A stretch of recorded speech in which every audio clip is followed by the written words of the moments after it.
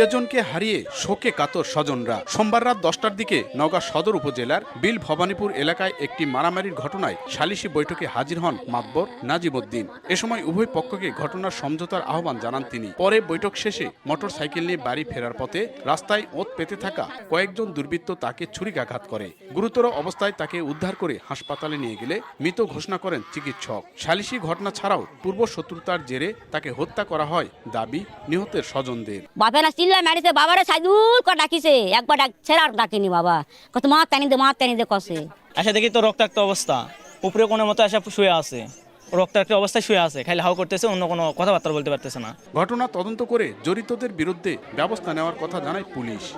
নগদে 500 টাকা বা তার বেশি পেমেন্টে পেতে পারেন ঢাকায় জমিসহ 20 কোটি টাকার পুরস্কার। আমরা কিন্তু আমাদের যেই তদন্ত এটি শুরু করেছি, আমি নিজেও এখানে এসেছি যাতে করে এর সাথে কারা যুক্ত, কেন তাকে হত্যা করা হয়েছে এগুলো বের করতে পারি।